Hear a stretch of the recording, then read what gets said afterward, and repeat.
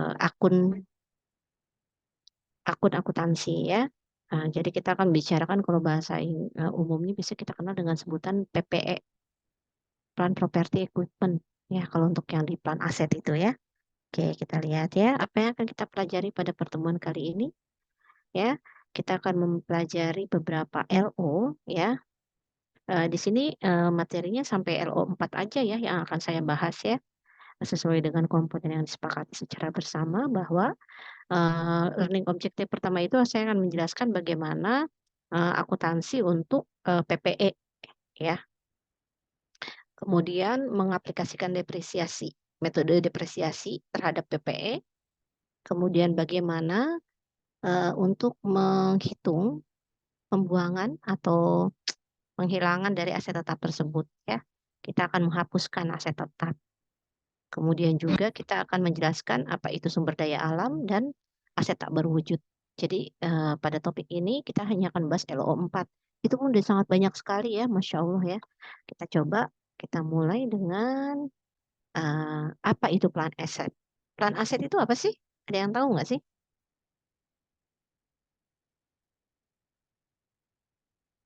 Secara umum di sini sebenarnya dijelaskan tuh plan aset atau aset tetap itu adalah karakternya itu punya Tahan lama punya nggak sih, Bu? bentuk. Kenapa sayang? Kalau plan aset itu tahan lama asetnya? Iya, dia harus punya beberapa karakteristik di bawah ini. Jadi kalau kita namanya plan aset, plan itu kan biasanya kita ngomong tanaman ya, aset itu aset ya, kekayaan yang kita miliki. Jadi bukan aset berbentuk tanaman, bukan. Tapi aset yang mempunyai wujud dan biasanya mempunyai masa ekonomis lebih dari satu periode akuntansi. Itu secara gampang, secara simpel ya, secara kita bilang secara ya umum lah, commonly knowledge ya. Tapi secara definition, maaf ya sebentar ya, saya buka pintu dulu sebentar.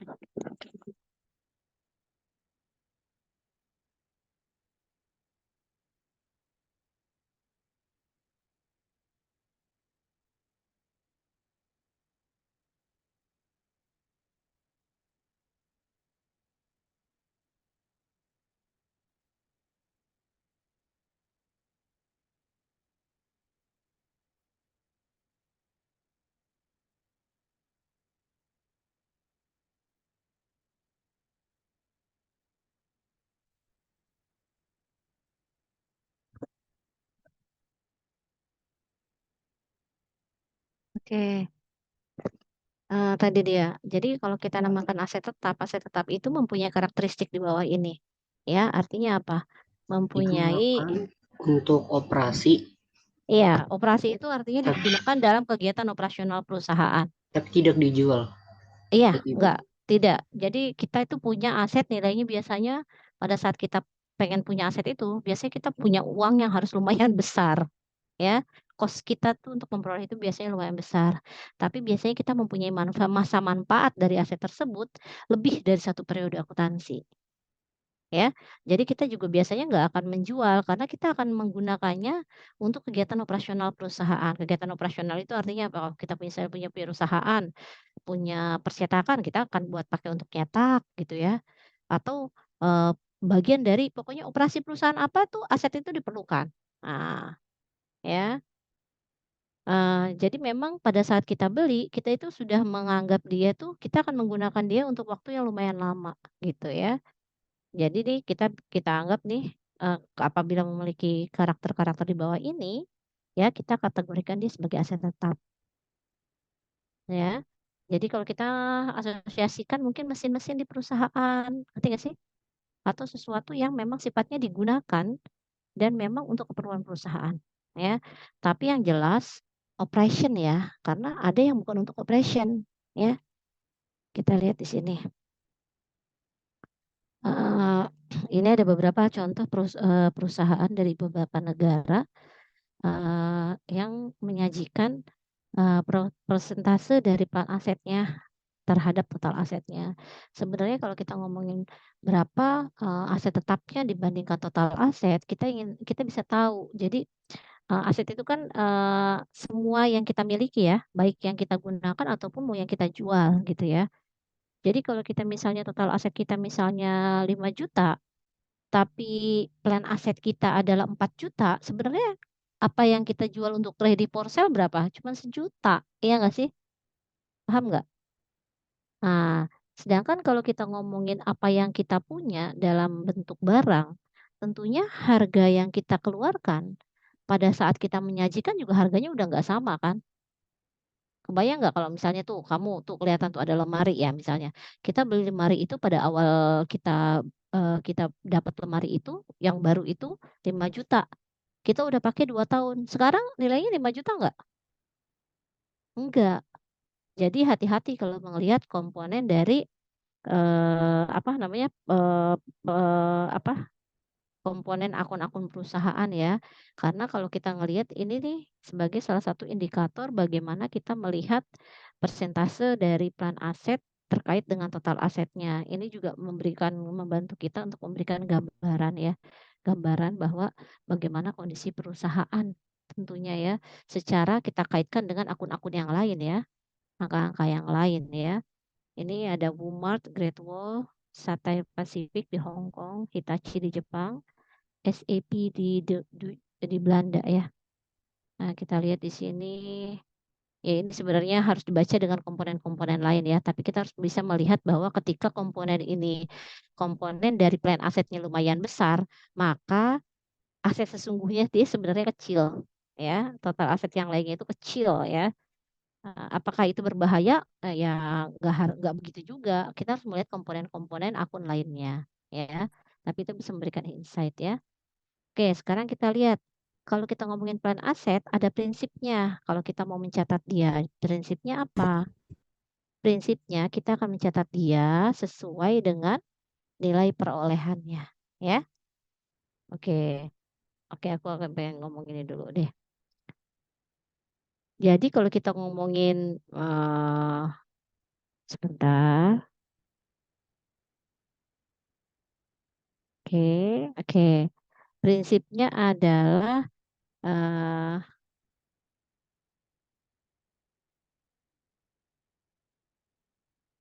kita akan mengakui aset tetap ini sebesar kita mengeluarkan pengorbanan untuk mendapatkan aset tersebut. Nah, itu intinya ya. Kemudian di sini ya, eh, disebut dengan prinsip, eh, apa namanya, biaya perolehan ya. Ini adalah membutuhkan bahwa perusahaan itu akan mencatat plan aset senilai harga perolehannya ya. Apa yang dimaksud harga perolehannya? Harga perolehannya itu harga semua biaya yang kita keluarkan sampai aset itu tersebut sudah siap digunakan oleh perusahaan. Ya, jadi kalau kita beli ya nanti ada biaya pasang, ada biaya tetek bengek, yang lain-lainnya sampai pokoknya semua pengeluaran sampai dia ready to use itu akan kita masukkan sebagai harga perolehan dari aset tersebut, ya.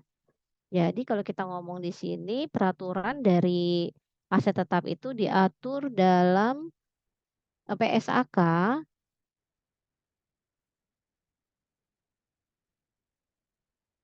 nomor berapa kita lihat sebentar. PSAK nomor 16 ya. Di sini definisinya adalah aset berwujud yang memiliki aset berwujud yang dimiliki untuk digunakan dalam produksi atau penyediaan barang atau jasa ya untuk direntalkan kepada pihak lain atau untuk tujuan administratif dan diperkirakan untuk digunakan selama lebih dari 1 periode. Jadi kalau kita ngomongin sebenarnya tidak hanya untuk operasi, kalau di dalam PSAK nomor 16 dijelaskan bahwa aset tetap itu adalah selain untuk produksi, dia bisa juga kalau misalnya aset itu dimiliki perusahaan untuk disewakan kepada pihak lain, ya. Atau juga untuk tujuan administratif. Untuk tujuan administratif itu artinya apa? Bukan operasi ya, tapi kita harus punya, misalnya kita punya apa ya? eh kita punya meja, kita kan itu kan meja kan bukan kegiatan operasional ya. Tapi kita harus punya meja, kita harus punya kursi ya untuk beberapa hal lainnya. Misalnya kita punya ruang tamu untuk menerima tamu, ada sofa, di situ sofa tidak dipakai untuk operasi, tapi sofa dipakai untuk sebagai aset perusahaan untuk kegiatan-kegiatan lainnya ya. Kemudian di sini Yang jelas dia punya masa manfaat lebih dari satu 1 periode tahun. akuntansi.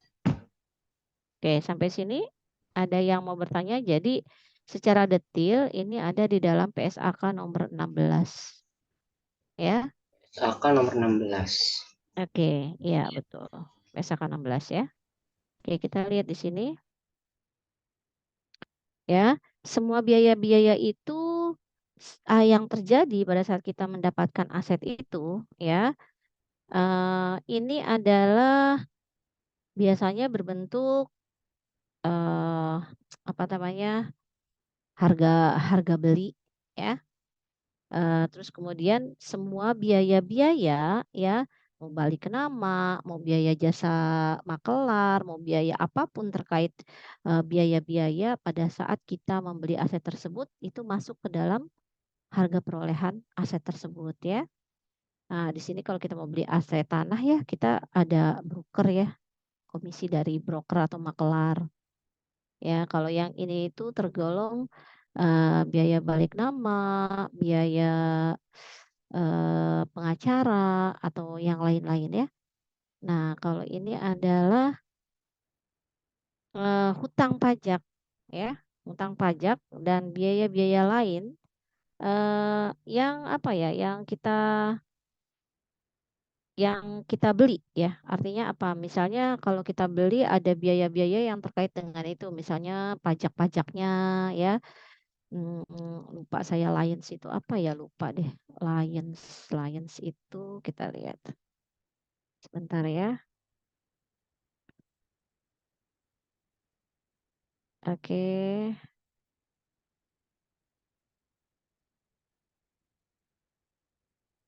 Nah, ini pajak properti yang masih harus dibayar dan hak gadai. Oh, Lions itu hak gadai, saya lupa. Ya, hutang pajak properti, hutang pajak properti ini yang masih harus dibayar itu maksudnya hutang pajak ya. Hutang pajak properti dan hak gadai lainnya. Dan hak gadai atas tanah yang diasumsikan oleh pembeli ya. Jadi artinya apa? Artinya semua biaya-biaya yang terkait dengan barang yang kita beli ya, itu semua masuk ke dalam harga perolehan ya. Kita lihat, saya lupa Lions itu artinya apa. Oke, kita lihat di sini. Oke, kita lihat di sini. Land examples ya. Liu mengakuisisi real estate dengan biaya tunai sebesar 2 juta. Properti tersebut berisi gudang tua yang dihancurkan dengan biaya bersih 60.000 Hong Kong dolar ya. Nah, kemudian di sini dikasih tahu 65.000 itu dari mana? 75.000 biaya dikurangi 15.000 hasil dari material yang diselamatkan. Pengeluaran tambahan adalah biaya pengacara sebesar 10.000 dan komisi broker real estate itu senilai 80.000. Berapa jumlah yang akan dilaporkan sebagai harga tanah? Ah, jadi si Lu ini mengakuisisi real estate ya. Dia mengeluarkan uang sebesar 2 juta Hong Kong dolar ya. Yang dia dapatkan dan biaya-biayanya sebenarnya ini nilainya. Gimana kita mencatatnya? Nah, kita lihat ya. Determine amount to be reported as the cost of the land. Nah, artinya apa? Berapakah nilai yang kita anggap sebagai harga dari tanah tersebut, ya? Nah, kita lihat di sini, ya. Nilai tunai dari properti yang dikeluarkan oleh si Liu adalah 2 juta, ya. Eh, biaya penghancuran gedung, nilai bersihnya adalah sebesar 60.000 tadi, 75.000 dikurang 15.000 tadi, 60.000. Biaya pengacara 10.000, bukan biaya pengacara apa tadi namanya ya. Kemudian di sini ada komisi broker 80.000. Maka cost of the land-nya semua ditotalkan ya. Jadi 2.150.000. Artinya apa? Semua biaya pada saat kita memperoleh aset tersebut itu akan masuk menjadi nilai dari aset tersebut ya. Oke, kita lihat di sini. Maka lu akan membuat jurnal sebagai berikut. Ya, tanah dan cash senilai 2.150.000 Hong Kong dolar. Ya, oke, kita lihat di sini ya. Biaya dari aset tetap untuk peningkatan tanah. Jadi kalau kita punya aset, kita bisa meningkatkan nilainya dia ya. Artinya apa? Ada pengakuan terhadap peningkatan peningkatan aset tersebut. Misalnya kita melakukan penambahan struktural yang akan meningkatkan aset tersebut untuk beberapa tahun ke depan. Jadi misalnya kita punya tanah, kita bangun pagar, atau kita bikin tanah itu kita paving sehingga orang bisa parkir, bisa kita sewain. Biasanya kita akan membuat suatu peningkatan-peningkatan dari kegunaan aset yang kita miliki untuk tujuan-tujuan tertentu, ya. Nah, itu beda-beda, terserah yang punya ya. Tapi itu bisa dimasukkan ke dalam pencatatan untuk plan aset, ya.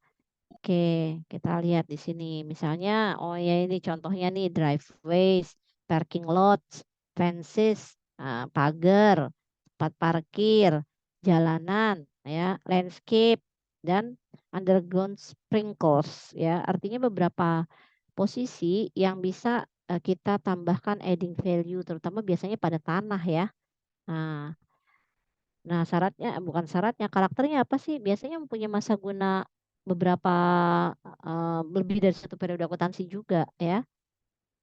Nah, nanti kita harus melakukan depresiasi atau penyusutan dari, biaya-biaya yang sudah dilakukan untuk menaikkan nilai tanah tersebut ya. Oke, kita lihat di sini ya.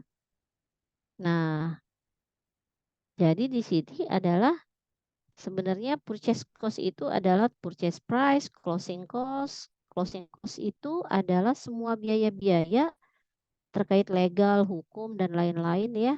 Itu masuk ke dalam closing cost ya. Ada balik nama, ada asuransi, ada biaya pengacara, semua masuk ke dalam closing cost definisinya.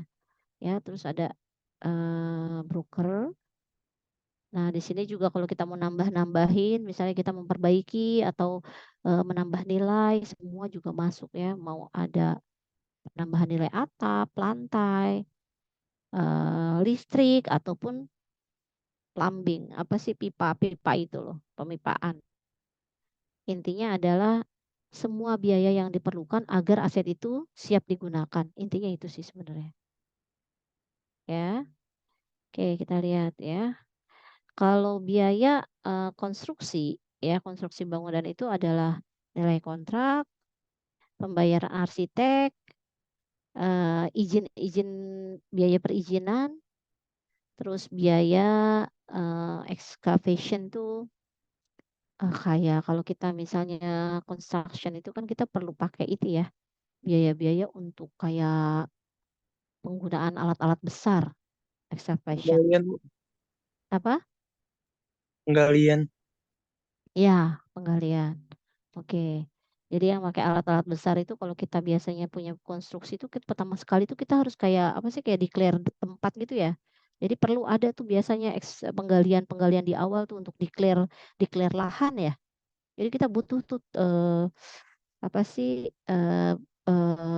kayak itu gede-gede itu loh. Apa tuh? Truk-truk gede, penggali-gali yang gede itu loh yang pakai itu ekskavator itu loh.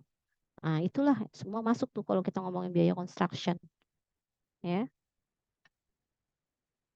Ya, ini adalah nah, pokoknya intinya adalah semua biaya yang terjadi untuk mendapatkan equipment tersebut sampai dia siap digunakan. Biasanya ini tadi nilai beli, ada pajak, ada biaya tambang, ada insuransi, ada penginstolan ya, ada ada mungkin biaya coba.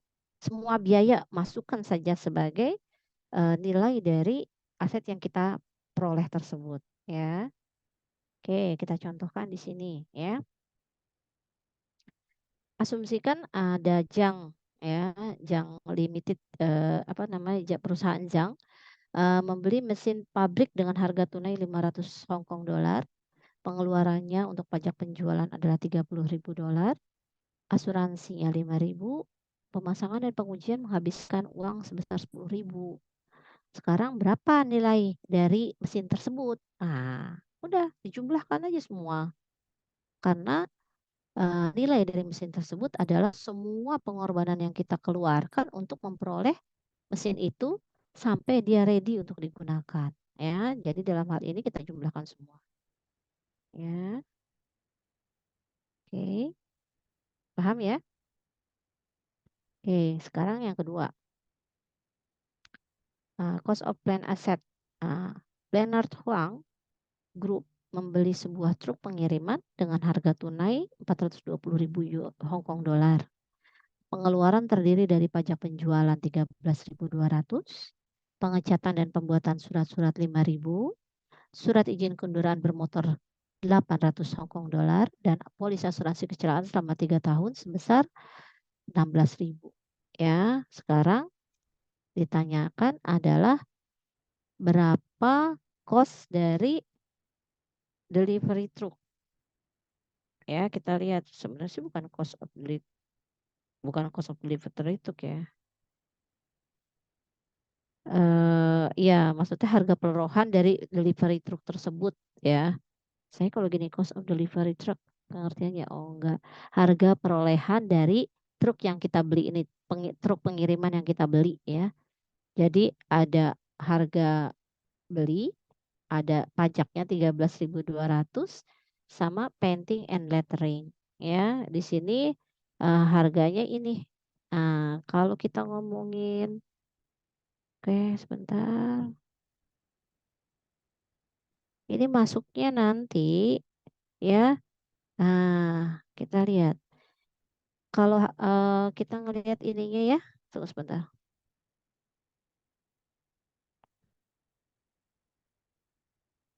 Hitunglah biaya dari, bukan biaya truk pengiriman, biaya dari truk tersebut ya. Truk pengiriman ya. Kita lihat kasnya 420, 13.200, painting and detailing 50. Harga truknya sendiri 438.200. Ya, kita lihat di sini jurnalnya. Kenapa kita nggak masukkan Bu kalau pembuatan surat izin sama polis ya, polis asuransi kecelakaan selama 3 tahun, karena ini masuknya bukan di dalam nilai truknya, tapi ini adalah apa ya?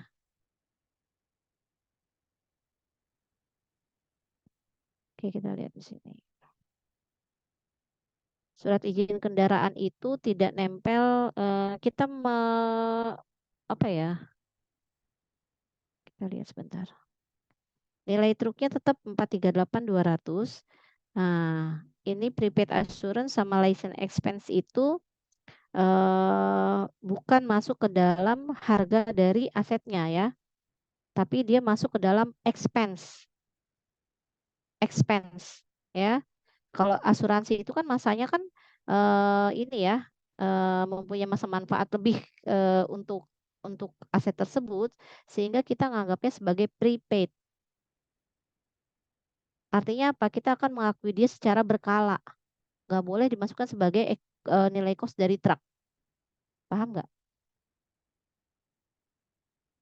Ya, kenapa ini nggak masuk ke dalam nilai? Karena ini adalah komponen yang mempunyai apa ya kita bilang, dinilainya terpisah, tidak masuk ke dalam nilai awal truk tersebut ya, tapi sebagai pengeluaran atau expense yang dilakukan. License expense adalah dianggap expense di luar dari nilai truk itu sendiri, karena kita membicarakan ini itu surat izin kendaraan bermotor ini adalah tidak masuk ke dalam nilai perolehan. Jadi dibedakan ya untuk license expense sama asuransi kecelakaan. Ya, karena ini terpisah dari nilai truk ini. Kita ngurusin ini kan ada di mana nih? Kalau misalnya kita ngomongin kita ngomongin dalam real life-nya, dua ini adalah setelah kita mendapatkan truk itu, baru kita bisa mengurus yang ini, kendaraan bermotor sama asuransi kecelakaan. Itu kita ngurusnya sesuatu yang menambah nilai dari truk itu, tapi tidak masuk ke dalam cost harga perolehan dari si aset ini. Paham ya? Kita nganggapnya dia sebagai expense sama prepaid insurance. Kalau untuk polis asuransi kecelakaan sama surat izin kendaraan bermotor ya. Oke. Kita lihat di sini. Pengeluaran selama masa pakai ya. Nah, biasanya untuk plan aset itu ada namanya perbaikan secara berkala ya.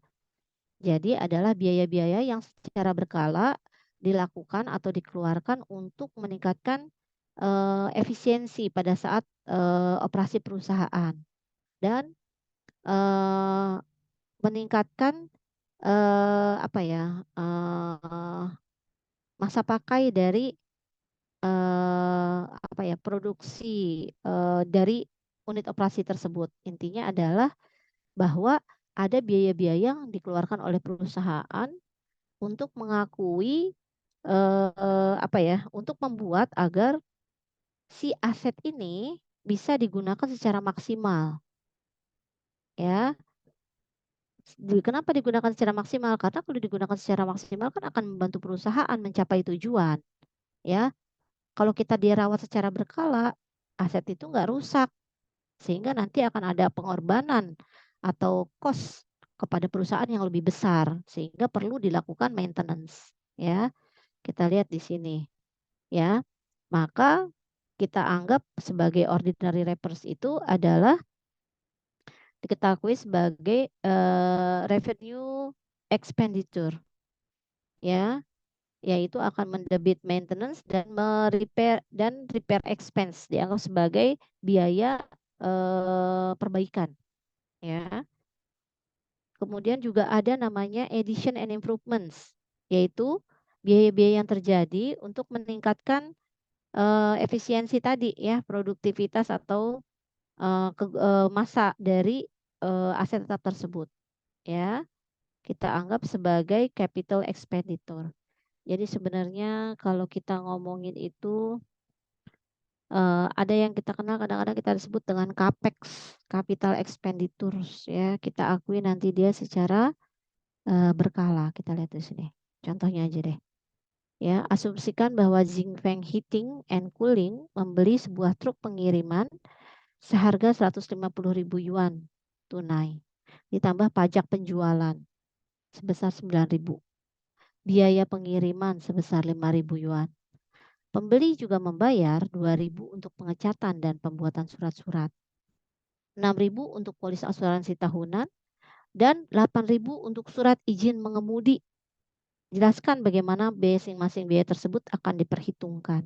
Kita lihat contohnya aja ya, kalau definisi kadang-kadang bikin bingung juga. Ya. 4 pembayaran pertama adalah termasuk dalam biaya truk. Nah, apa itu 4 pembayaran pertama? Ya, kita lihat di sini. Apa nih? Pajak penjualan, biaya pengiriman, pengecatan, dan pembuatan surat-surat. Itulah yang akan dianggap sebagai biaya truk tersebut ya. Nah, tapi asuransi dan lisensi seperti contoh sebelumnya ya adalah masuk kategori sebagai biaya operasional dan akan dianggap sebagai expense ya. Kita lihat. Jadi biaya asuransi dan lisensi itu akan dianggap sebagai biaya operasional sehingga itu akan jadi expense. Kita lihat ini contohnya kayak yang ini. Ya. Ini license expense, private insurance ya.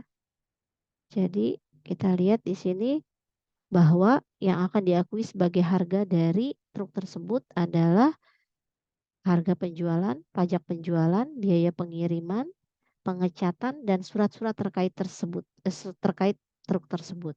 Itu adalah harga dari truk tersebut. Sementara untuk biaya lisensi dan asuransi masuk ke dalam biaya operasional atau dikategorikan sebagai expense atau biaya yang dibebankan pada periode berjalan kepada perusahaan ya. Oke. Sekarang kita masuk topik kedua. Tadi kita sudah membahas bagaimana kita mencatat harga perolehan dari aset tetap, sekarang kita mempelajari tentang bagaimana kita melakukan depresiasi ya terhadap aset tetap. Oke. Apa itu depresiasi? Proses pengalokasian biaya aset pabrik selama masa manfaat dengan cara yang rasional dan sistematis. Ya. Proses alokasi biaya ya, bukan penilaian aset, tapi mengalokasikan biaya yang kita keluarkan ke dalam masa-masa selama umur ekonomis aset tersebut, ya. Nah, bagaimana pengalokasian biaya ini biasanya berlaku untuk pengembangan lahan, bangunan, dan peralatan, kecuali tanah, ya. Kenapa? Tanah nggak akan pernah menyusut, ya. Biasanya dia malah naik terus, ya. Nah, kedua, dapat disusutkan. Karena kemampuan menghasilkan pendapatan dari aset-aset ini akan menurun selama masa manfaatnya. Gampangnya gini, kategori aset itu kan adalah sesuatu, barang berwujud mempunyai masa manfaat lebih dari, 1 periode akuntansi di mana kita mengeluarkan uang tersebut atau mengeluarkan pengorbanan tersebut. Contoh gampangnya ya adalah misalnya mobil aja ya. Kalau mobil ya nilai pada saat kita beli pertama sampai 5 tahun ke depan, itu masa manfaatnya ya, itu adalah yang terbaik. Artinya apa? Kita akan mendapatkan manfaat mobil itu dalam kapasitas yang terbaik pada saat 5 tahun pertama ya. Sehingga kita itu dianggap, apa, belum menurunlah kemampuannya. Tapi sesudah 5 sampai 10 tahun maka kos kita untuk me-maintenance agar mobil ini mungkin tetap pada kondisi primanya dalam melakukan, performanya mungkin akan sedikit lebih besar lagi dibanding selama 1 sampai 5 tahun. Dan kalau dia semakin tua maka maintenance-nya bisa jadi akan semakin lebih besar daripada manfaatnya. Jadi intinya adalah dapat disusutkan karena sebenarnya kenapa harus disusutkan? Karena kemampuan menghasilkan pendapatan dari aset-aset ini akan menurun selama masa manfaatnya. Ya, pokoknya tidak berlaku untuk tanah ya. Karena tanah itu biasanya tetap, malah nanti nilainya, kebalikan dari aset-aset yang lain. Ya, kalau kita lihat nih, kita mengeluarkan uang segini banyak nih ya untuk satu, aset ini ya. Nah, pengeluaran yang lumayan besar pada tahun kita mendapatkan mobil ini, kita akan bagi selama umur manfaat dari aset tersebut ke depannya. Jadi kita udah bisa membayangkan pada saat kita membeli aset ini, kita akan merasakan manfaat selama berapa tahun. Oke, ini cuma 5, 6 tahun aja lah kalau mobil mah. Kenapa? Karena kalau setelah 6 tahun, maka kalau kita mau mendapatkan manfaatnya, manfaatnya itu bukan pada masa yang terbaik lagi. Kita harus mengalokasikan, maintenance yang lumayan besar. Nah, berarti kita udah menentukan nih, kita akan mengalokasikannya selama 6 tahun aja pada saat kita membeli ini misalnya ya. Oke, berarti kita akan mengalokasikan atau menyebar pengorbanan kita untuk memperoleh aset ini pada tahun ini ke 6 tahun ke depan. Ke 5 tahun ke depan karena tahun pertama pembelian kita, eee eh, 6 tahun ke depan bener, ya. Year 1, year 2, year 3, year 4, year 5, year 6. Kita akan mengakui masa manfaat aset ini berapa lama, ya. Setelah dibeli itu akan berhitung, akan berjalan. Tahun pertama, tahun kedua, tahun ketiga, tahun keempat, tahun kelima, tahun keenam, gitu ya. Oke, di sini ya. Semua biaya yang kita keluarkan yang kita perlukan untuk mendapatkan aset ini dan, dapat kita gunakan, ya, ready for intended use. Artinya, siap untuk digunakan untuk selama yang kita pengen ya. Nah, masa manfaatnya udah kita perkirakan nih, berapa sih masa manfaatnya ya? Tergantung kebutuhan untuk maintenance-nya, servisnya, dan kerapuhan atau mungkin, keusangan apa ya, ya itulah pokoknya bagaimana nih, kayak tadi mobil biasanya sih 5 tahun, 6 tahun tuh kita udah anggap itu yang terbaik lah, nilai terbaik, selebihnya terserah. Dan itu tergantung kebijakan masing-masing perusahaan ya, tapi ada rule of thumb-nya ya. Nah, ini adalah residual value. Residual value itu artinya kalau kita anggap masa manfaatnya sudah habis, barangnya kan masih ada ya. Dan ini masih punya nilai manfaat. Kita namakan itu adalah residual value ya. Jadi pada akhir masa masa ekonomisnya ketika dia masih punya nilai, nah inilah adalah kita sebut dengan residual value ya. Depreciation expense atau biaya depresiasi itu dilaporkan di dalam laporan rugi laba ya. Income statement namanya ya. Accumulated depreciation is reported on the statement of financial position sebagai pengurang dari aset tetap. Ya, kalau di dalam neraca namanya Ibu mah suka lupa ya namanya tuh kalau dulu kan kita neraca, kalau sekarang kan nggak boleh neraca ya. Statement of financial position adalah sebagai pengurang dari plan aset. Ya. Oke, sekarang kita lihat depreciation method tuh ada berapa sih ya? Jadi ini bebas nih dipilih, yang mana-mana aja boleh ya, boleh dipilih sama si pihak manajemen atau pihak pengelola ya. Pihak pengelola atau pengambil keputusan dalam perusahaan bisa memilih ketiga metode ini yang dapat dipilih ya untuk mengalokasikan apa namanya expense ya selama masa manfaat dari aset tersebut. Ada straight line method, ada units activity, ada declining balance. Ya, straight line, unit activity dan declining balance. Oke, kita lihat di sini.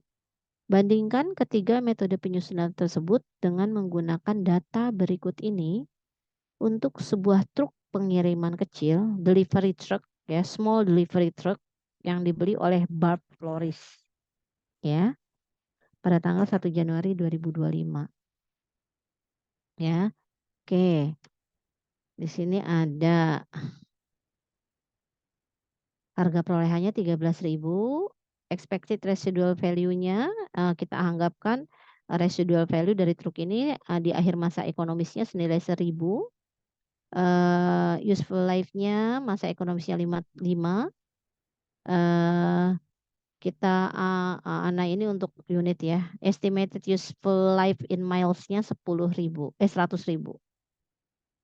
Ya. Data-data ini kita pakai untuk menghitung straight line, unit activity, dan declining balance. Yang ini, useful life ini untuk menghitung unit activity. Ya, kita lihat.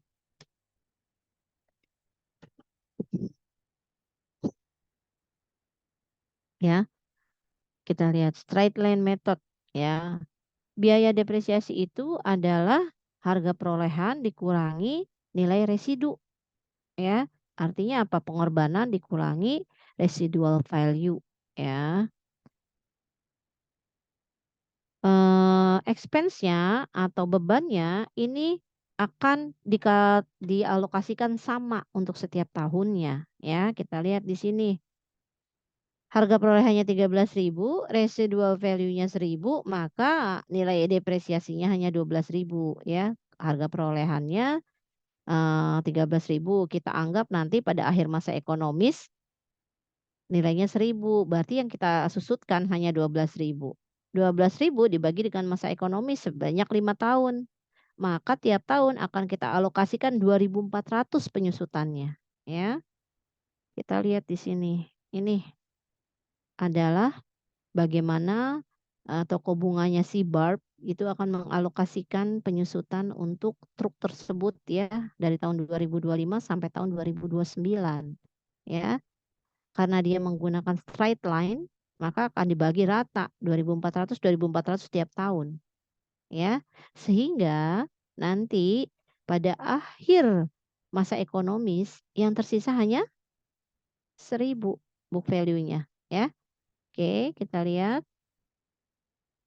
jurnal entry-nya pada akhir tahun 2005. Kenapa 2005? Karena memang kita kan harus mengakuinya per tahun ya. Nah, jurnal tiap tahunnya ini akan seperti ini. Depreciation expense pada akumulasi depresiasi senilai 2.400. Ini berulang tiap tahun akan kita lakukan sampai tahun 2029. Oke. Oke. Pada tanggal 1 Januari 2025, Iron Mountain Sky Corporation membeli mesin pembersih salju seharga 50.000 euro Mesin tersebut diestimasi memiliki umur 10 tahun dengan nilai sisa 2.000 euro. Oke, di sini ditanyakan jurnalnya ya. Depreciation-nya 50.000 dikurangi residualnya dibagi dengan masa manfaat 4.800. Jurnalnya depresiasi expense pada akumulasi depreciation equipment senilai 4.800. Oke. Paling gampang tuh straight line lah ya. Ada yang mau tanya? Enggak lah ya. Oke, kita lihat nyambung. Metode 2. Unit activity. Apa sih unit activity? Kita ini memperkirakan total unit aktivitas untuk menghitung biaya yang dapat disusutkan per unit ya. Jadi ini tuh tergantung dari aktivitas dari unit-unit lah ya. Ini agak sedikit lebih ada satuan ukur kalau kita bilang mah gampangnya ya. Ada satuan ukur yang kita pakai untuk depresiasi tipe ini ya. Sama, biaya yang disusutkan adalah biaya dikurangi dengan nilai sisa atau residual value. Nah, ini kita sering sebut dengan penyusutan metode unit produksi ya. Sama nih. Depreciable cost ya 12.000 ya, karena kan tadi ada nilai sisa senilai 1.000. Jadi yang disusutkan hanya 12.000. Nah, tadi dari soal udah ada nih 10.000 miles. Aktivitasnya total unit activity-nya dianggap 1.000. Jadi kita ambil nih berapa sih persatuannya kalau kita punya aktivitas yang 100.000, nilai yang disusutkan 12.000, maka depresiasi per unitnya harusnya senilai 0,12 euro. Ya.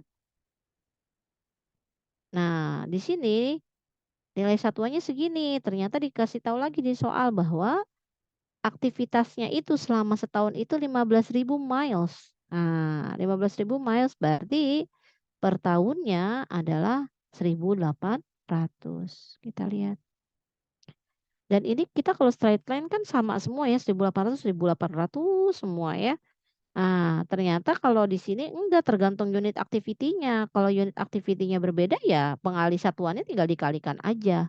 Nah, di sini ada nih unit activity-nya ternyata di 2026 30.000, di 2027 20.000, di 2028 25.000, di 2029 10.000. Unit activity-nya ini akan ada informasi bahwa per tahunnya berapa unit activity yang dilakukan ya atas aset tersebut. Misalnya kita punya aset mesin, kita taruh di unit operasi. Nah, selama setahun dia melakukan kerja sebesar 5.000 jam kerja. Tahun berikutnya dia 30.000, tahun berikutnya 20.000, tahun berikutnya 25.000. Tahun 2009 udah sering kebanyakan dipakai. Udah akhir-akhir masa ekonomi, udah menurun jauh. Cuman 10.000. Nah, misalnya. Jadi satuan per satu unitnya tinggal dikalikan saja. Ya. Maka depreciation expense-nya tergantung yang aktualnya atau yang terjadi pada saat tersebut. Ya, satu-satu nih. Ya. Jurnalnya gimana, Bu? Sama ya. Depreciation pada akumulasi depresiasi biaya depresiasi pada akumulasi depresiasi ya.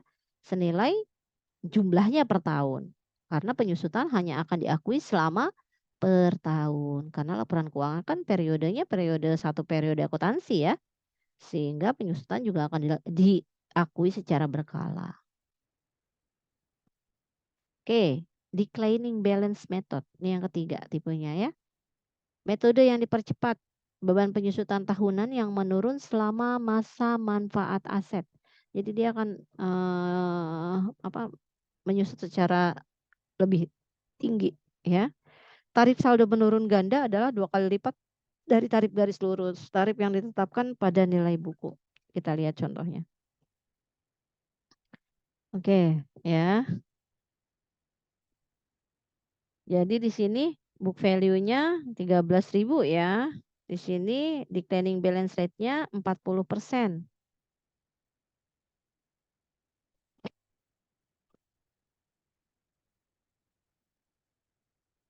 Oke.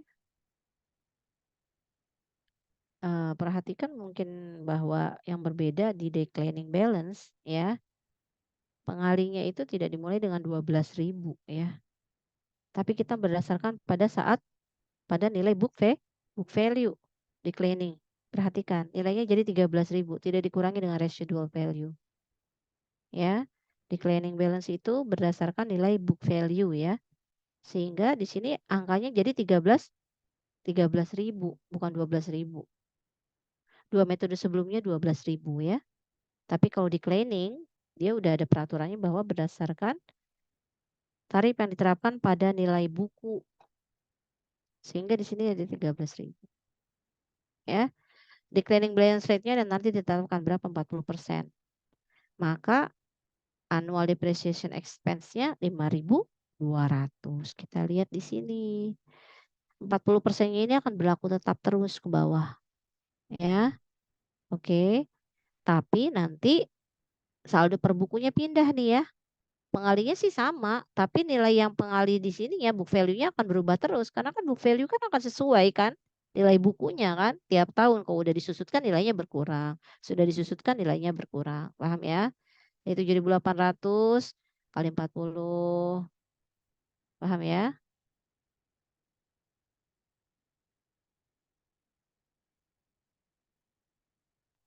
Paham ya? Oke.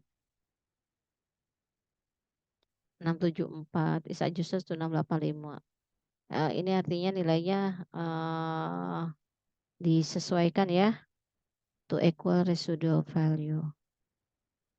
Jadi ini ada penyesuaian untuk 685 itu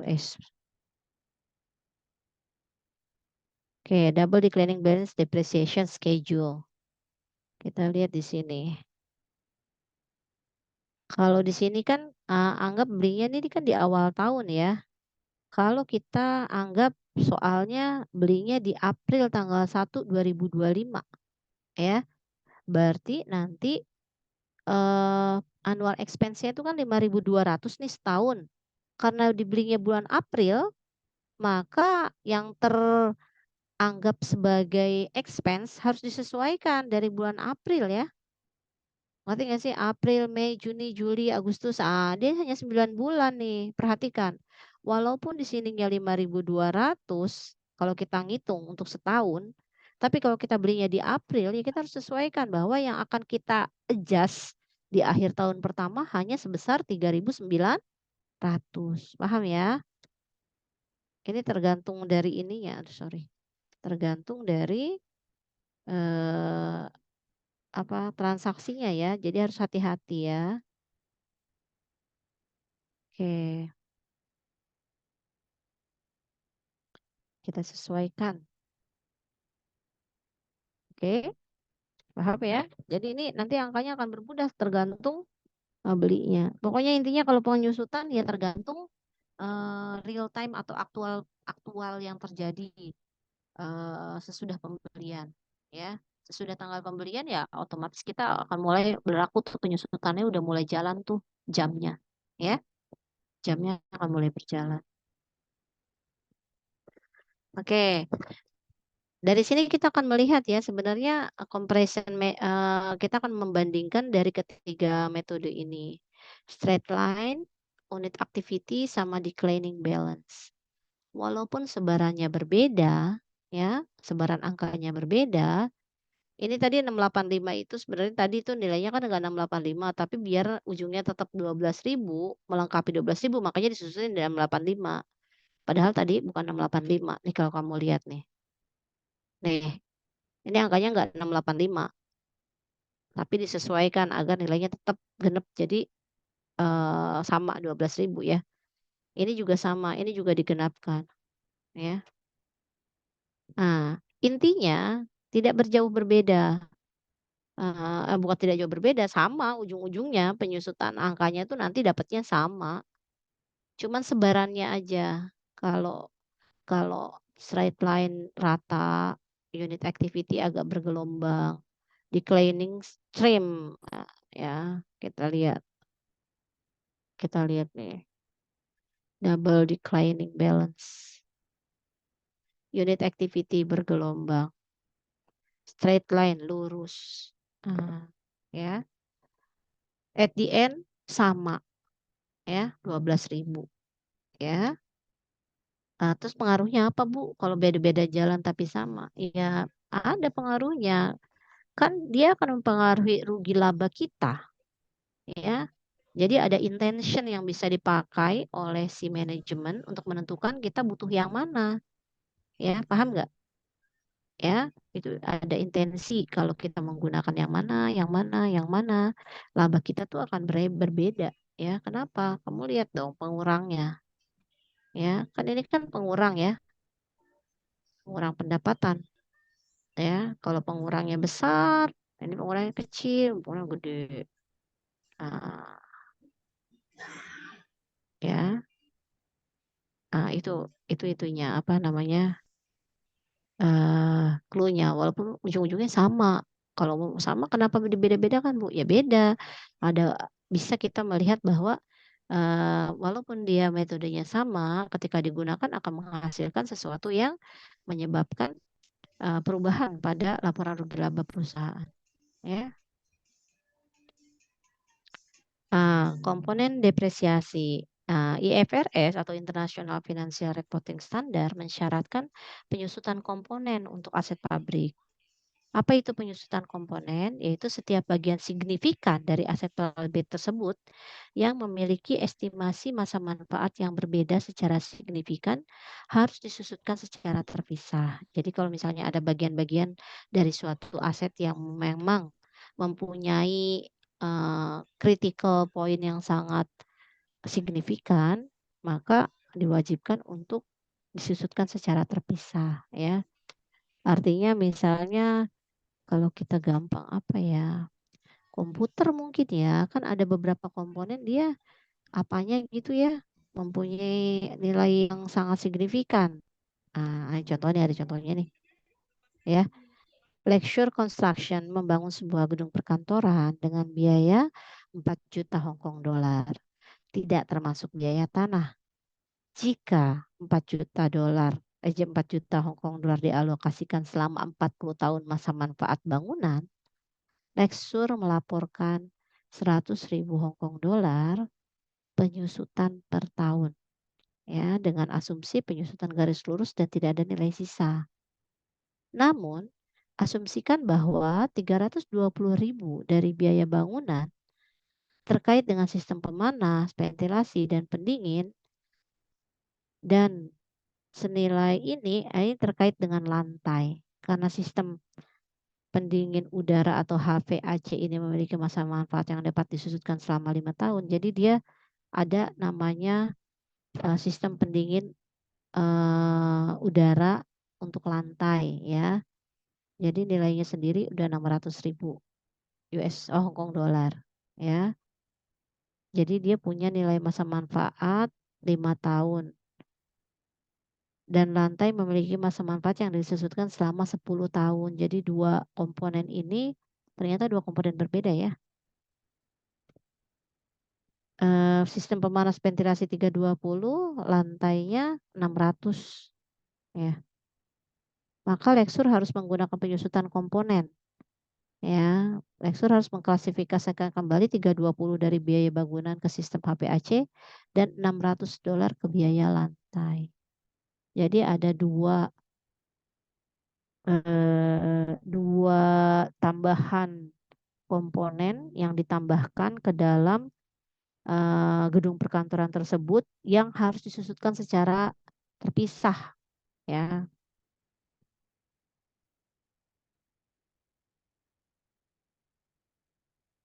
Asumsikan bahwa tekstur menggunakan metode garis lurus. Berikut adalah perhitungan komponen depresiasi selama tahun pertama dari gedung kantor tersebut ya. Building cost adjusted, nilainya kan 4 juta ya. Terus ada biaya-biaya apa tadi tuh? Ada biaya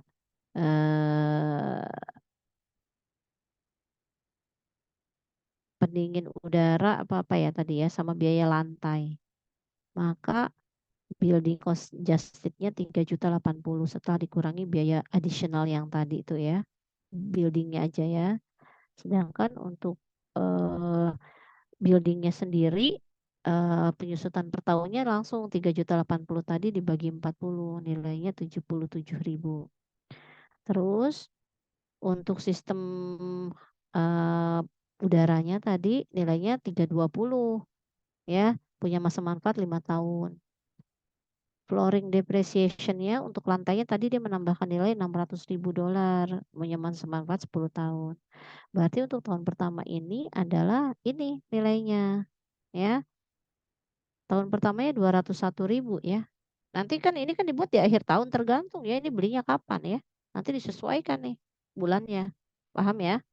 Kecuali belinya di Januari ya nilainya segini per tahunnya. Ya. Tapi kalau kita belinya kita gedung ini kita mulai berhitungnya di Mei ya harus dihitung ulang ya. Tidak sebesar ini juga tahun pertama karena kita kan akan menghitungnya di akhir tahun ya di Desember ya. Gitu.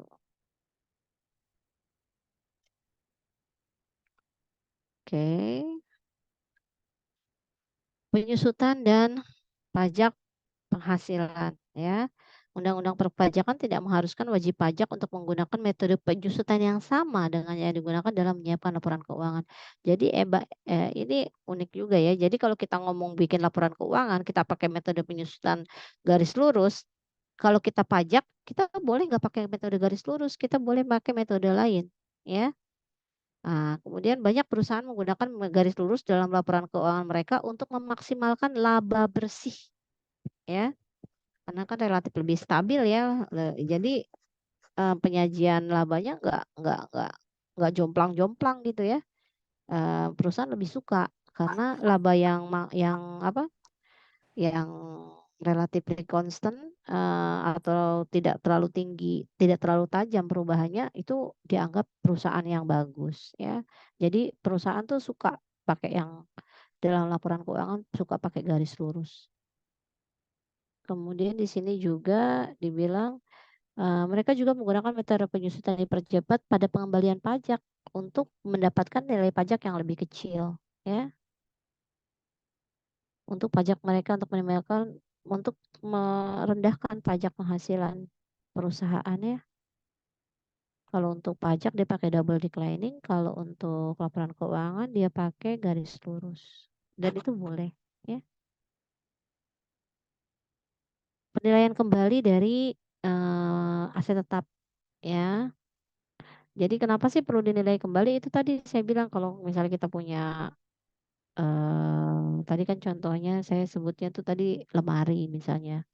Ketika kita membeli lemari pada tahun pertama, maka kita harus menilai masukan laporan keuangan kita lemari di tahun kedua tidak sama nilainya dengan lemari tahun berikut-berikutnya. Jadi untuk beberapa aset memang harus ada penilaian kembali ya. Nah, di sini ketentuan penilaian kembali adalah bahwa IFRS mengizinkan perusahaan untuk menilai kembali aset tetap ke nilai wajar pada tanggal pelaporan.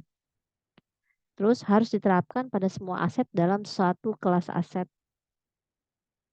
Aset yang mengalami perubahan harga yang cepat harus direvaluasi setiap tahun. Jadi ini sebenarnya eh, kita harus menggolongkan juga ya aset-aset yang kita perlu revaluasi, terutama sekali untuk aset yang mempunyai mengalami perubahan harga yang cepat seperti elektronik atau beberapa aset yang memang nilainya besar ya, tanah segala itu harus dinilai ulang ya. Untuk menilai kembali harus dinilai ulang dan dimasukkan sesuai nilai wajar ya pada tanggal pelaporan. Apa fungsinya?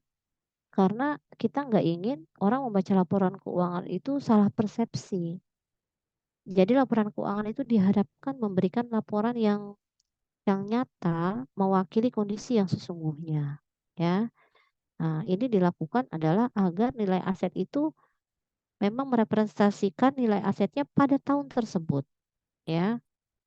Sehingga nanti kita tidak mispersepsi atau misinterpretasi terhadap nilai aset yang dipunyai ya ketika terbaca di dalam laporan keuangan. Itu ya. Gain situation atau situasi untung ya. Pernis Limited, perusahaan Pernis melakukan revaluasi atas peralatan yang dibeli pada tanggal 1 Januari 2025 dengan harga perolehan 1 juta Hong Kong dolar. Peralatan tersebut memiliki masa manfaat 5 tahun dan tidak ada nilai residu. Pada tanggal 31 Desember, Pernis membuat ayat jurnal untuk mencatat beban penyusutan dengan asumsi penyusutan garis lurus. Ya, oke, ini tinggal dibagi ya kalau kita ngomongin ini ya. Oke, kawan pertama. Pada akhir tahun 2025, nih appraisal ya penilai independen atau si appraisal menentukan bahwa aset tersebut itu memiliki nilai wajar sebesar 850.000 untuk melaporkan peralatan pada nilai wajar sebesar 850.000 pada tanggal 31 Desember. Jadi Vernis mengeliminasi akumulasi penyusutan peralatan, mengurangi peralatan ke nilai wajar sebesar 850 dan mencatat surplus revaluasi sebesar 50. Jadi sebenarnya kita lihat di sini ya.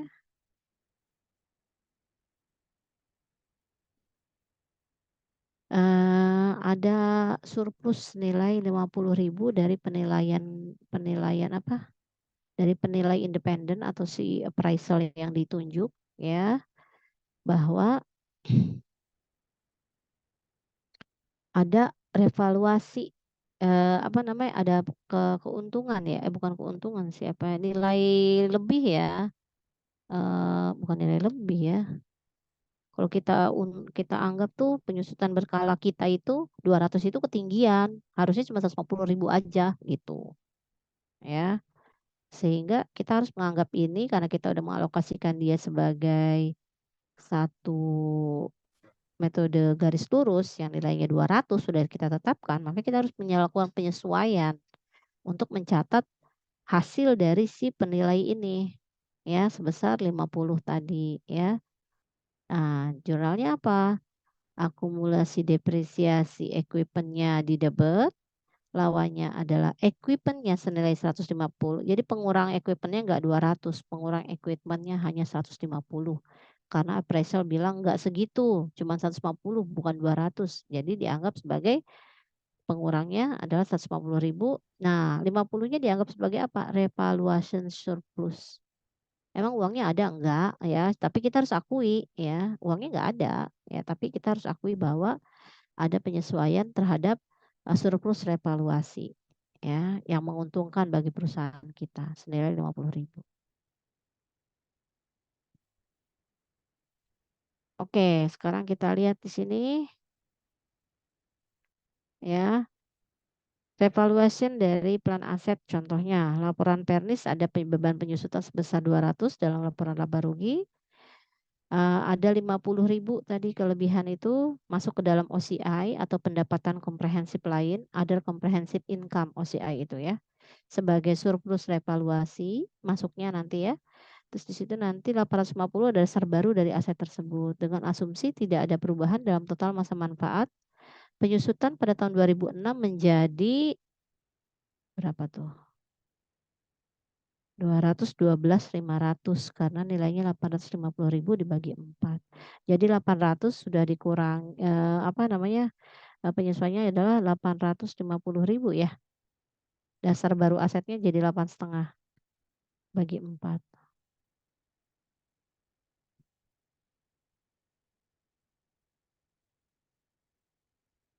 Kita lihat dalam contoh ini surplus revaluasi adalah 50.000 Hong Kong dolar yang merupakan selisih antara nilai wajar sebesar 850 dolar yang dari appraisal tadi dan nilai buku 800 dolar. Jadi appraisal bilang 850, nilai bukunya 800. Surplus revaluasi adalah contoh item yang dilaporkan sebagai pendapatan komprehensif lain atau OCI seperti yang dibahas dalam bab 5. Pernis sekarang melaporkan informasi berikut dalam laporan posisi keuangan pada akhir tahun 2025 seperti yang ditunjukkan pada ilustrasi di bawah. Equipmentnya 1.000 dikurang 150. 1 juta dikurangi 150. Nilainya 850. akumulasi depresiasi equipmentnya 0, di sininya adalah 850. Karena nilai bukunya 800, maka surplusnya adalah 50.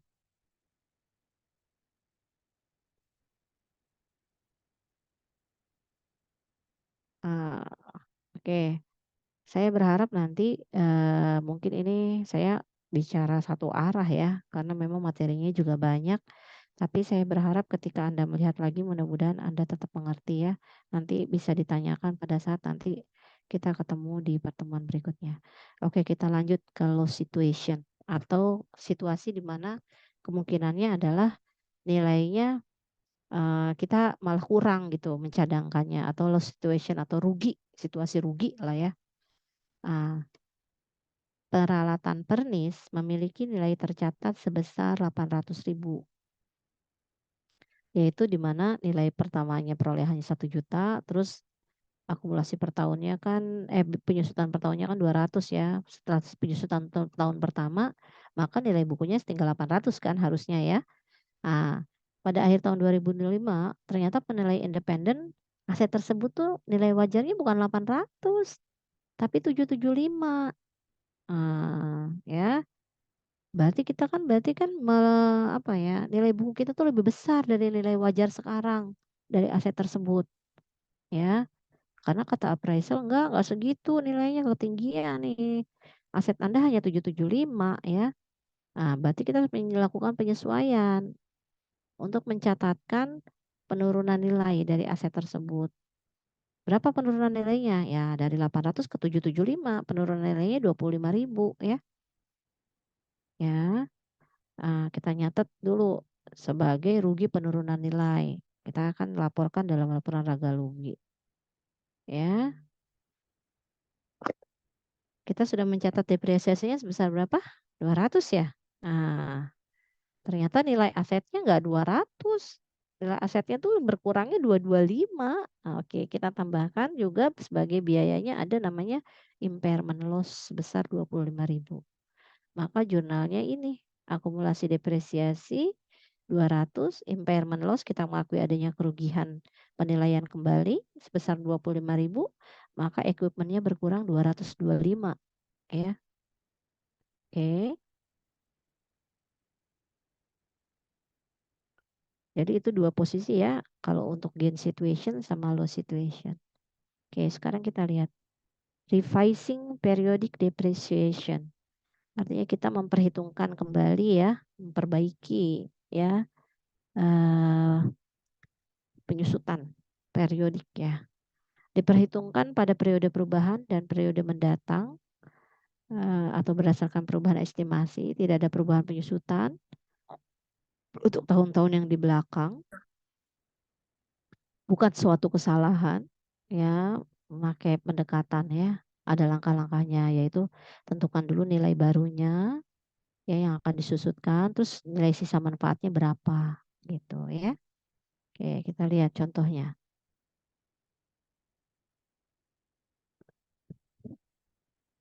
Bar Floris memutuskan pada tanggal 1 Januari 2028 memperpanjang masa manfaat truk selama 1 tahun. Ya, jadi dia udah memperkirakan punya masa manfaat 6 tahun, tapi pengen ditambah nih. Ternyata ini masih bagus kondisinya. Kayaknya kita masih bisa menggunakan dengan baik selama 1 tahun ke depan gitu ya.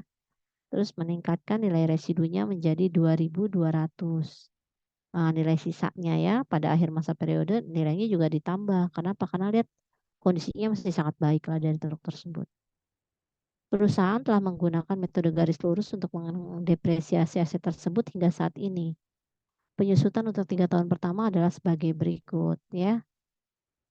13.000 dikurang residual value 12.000 dibagi 5 tahun. Berarti di sini berapa tadi nilainya?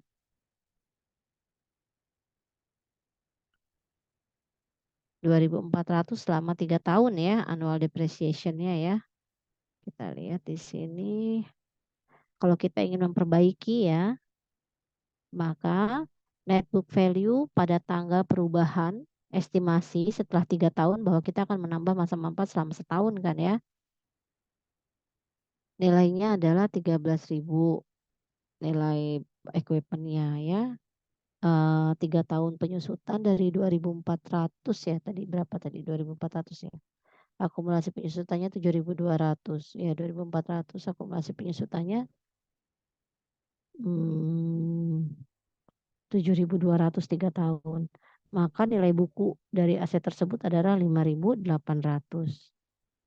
Kita lihat di sini.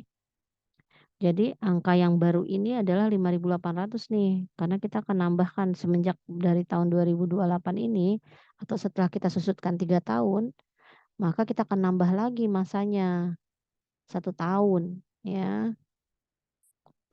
Ya, jadi nilai barangnya sekarang jadi 5.800 berdasarkan nilai buku setelah 3 tahun penyusutan. Terus residual value-nya tadi kita anggap 1.000, ternyata enggak. Kita naikkan nilainya karena barangnya masih bagus sebesar 2.200. Berarti angka sekarang adalah 3.600 nilai penyusutannya ya. Nilai yang harus disusutkan. Untuk truk tersebut sisanya adalah sebesar 3.600 ya. Nah, sisa umurnya harusnya kan 2 tahun ya. Tadinya kan 5 tahun, udah kepake 3 tahun, tinggal 2 tahun, tapi karena diperpanjang 1 tahun jadi 3 tahun lagi ya. Nah, jadi 3.600 bagi 3. Jadi nanti penyusutan per tahunnya adalah 1.200. Ya. Penyusutan per tahun 1.200 akan dilakukan setiap tahun. Jurnalnya apa? Sama aja, depresiasi per akumulasi depresiasi nilainya 1.200. Ini karena dia terjadi pada 1 Januari. Tapi kalau dia terjadi pada bulan-bulan lain, tentunya harus disesuaikan ya. 1.200 kali berapa bulan per 12. Oke. Oke, kita lihat. Chambers Corporation membeli sebuah peralatan seharga 36.000 euro. Peralatan tersebut diperkirakan memiliki masa manfaat 6 tahun dan nilai residu 6.000 ya. Dengan demikian penyusutan garis lurus adalah 5.000. Kenapa? Karena 36.000 dikurang 6.000 bagi 6. Ya. Pada akhir tahun ketiga sebelum penyesuaian penyusutan diperkirakan umur total yang baru adalah 10 tahun. Dengan nilai sisa yang baru adalah 2.000. Hitunglah penyusutan yang telah direvisi. Kayak yang tadi ya. Kita lihat di sini nilai barunya dulu kita tentukan ya. Equipment cost-nya 36.000 dikurang 6.000, 3.000 bagi 6, 5.000 ya. Sudah disusutkan selama 2 tahun, berarti sudah berkurang 10.000 ya. Nilai penyusutan barunya gimana? Jadi mulai dasarnya 36.000 dikurang 10 nih, nilai penyusutan barunya adalah 26. Angka barangnya itu setelah kita mau adakan perubahan penambahan masa itu adalah 26.000 ya. Angka 26.000 ini nilai sisanya juga diperbaiki jadi 2.000. Berarti nilai yang akan disusutkan adalah 24.000. Oke. Sisa manfaatnya masih berapa tahun? 8 tahun. Ya. Berarti dibagi 24 bagi 8, berarti per tahunnya adalah 3.000. Ya, jurnalnya sama, depresiasi pada akumulasi depresiasi. Kita maju ke learning objective 3, yaitu bagaimana mencatat pembuangan atau penghapusan aset ya, bukan pembuangan sih, penghapusan aset lah ya.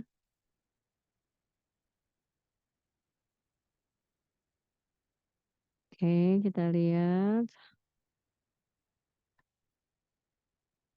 Ada yang mau tanya?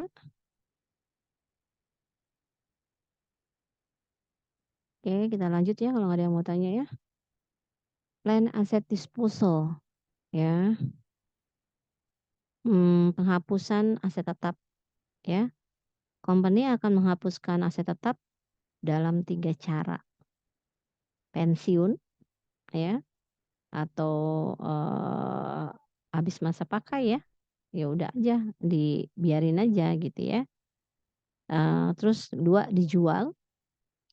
Yang ketiga ditukar. Ya, jadi ada 3 nih ya. Nah, kita akan mencatat bahwa kalau tadi kita udah melakukan penyesuaian untuk penyusutannya, maka kita juga akan mencatat bagaimana kita menghapuskan aset tersebut, ya. Menghapuskan aset itu adalah satu dengan mendebit akumulasi depresiasi dan mengkredit asetnya, ya, aset yang mau dihapuskan tersebut. Jadi tadinya kan kalau aset itu kan kita nganggapnya sebagai debit ya, debit bertambah. Jadi kalau dia dihapuskan, maka nilai aset tersebut harus dikreditkan. Nilai yang tersisa ya dari aset tersebut harus dihapuskan atau dikreditkan, ya, dihilangkan. Debitnya apa? Kalau dia dikreditkan, debitnya akumulasi depresiasi, ya. Oke, kita lihat nih kalau untuk pensiun ya, ya udah untuk jadi nilai barang aja yang udah usang ya. Kalau di sale nanti ketika habis masa pakai kita akan jual ya kepada pihak lain. Kalau ditukar biasanya kita akan tukar kepada, tukar tambah istilahnya ya, dengan yang lebih bagus biasanya. Oke. Kalau pensiun ya, nggak ada aliran kas masuk atau tidak ada kas yang diterima ya, jadi penyusutannya dianggap full, sudah habis masa masa ekonomisnya, disusutkan secara berkala, sesuai dengan metode yang dipakai, ya, akan mengurangi atau mendebet akumulasi penyusutan, ya, mendebet akumulasi penyusutan untuk jumlah penyusutan penuh yang diambil selama umur aset dan mengurangi atau mengkredit akun aset untuk biaya perolehan aset. Ini jurnalnya maksudnya debetnya akumulasi penyusutan, kreditnya akun aset, ya. Oke. Contoh dari, pensiun ya, mempensiunkan aset tetap. Obat Publishing menghentikan penggunaan printer komputernya yang berharga €32.000. Akumulasi penyusutan atas printer ini adalah €32.000 juga. Jadi sebesar cost-nya ya, penyusutannya full.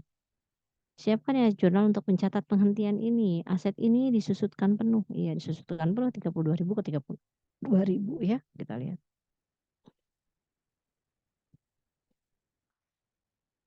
Akumulasi depresiasi equipment-nya 30.000, kreditnya nilai aset tersebut, equipment tersebut ya 32.000.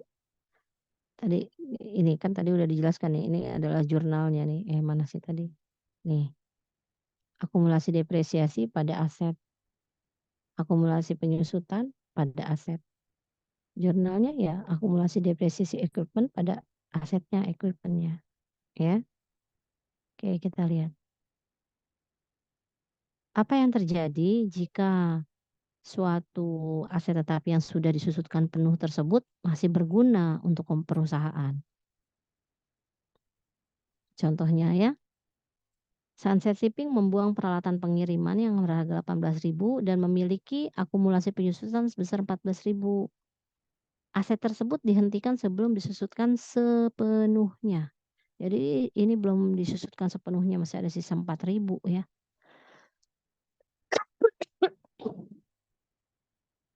Jadi yang disusutkan baru 14.000 ya.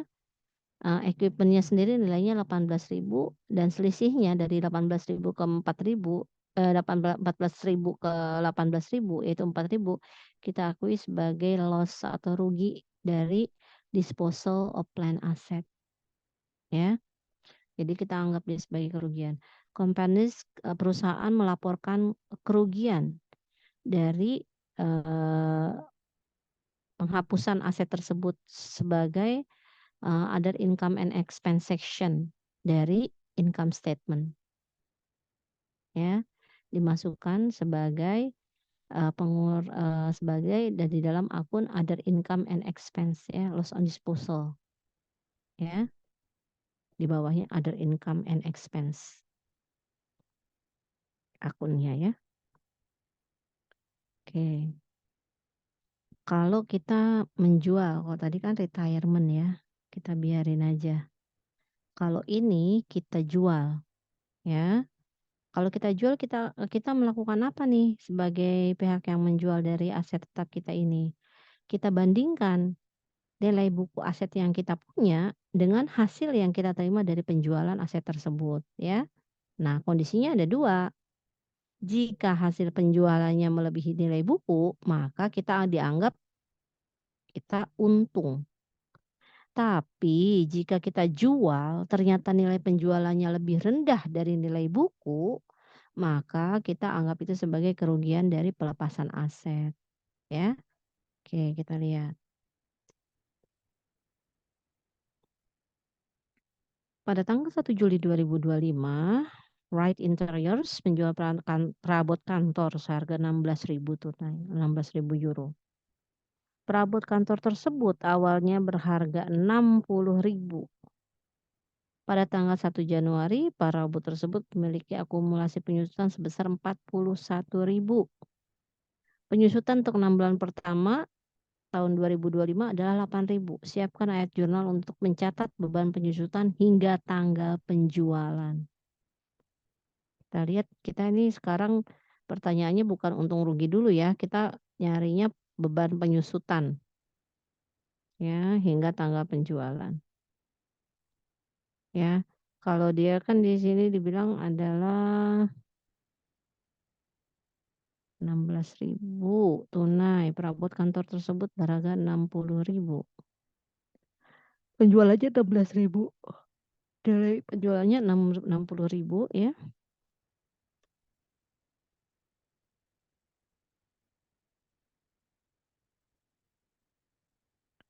Oke, kita lihat. Harganya furniturnya 60.000. Akumulasi depresiasinya 41.000 tambah 8.000. Ya, penyusutan untuk 6 bulan pertama tahun 2025 dia beli Juli setahun itu berarti penyusunannya tahun pertama itu 8.000 ya.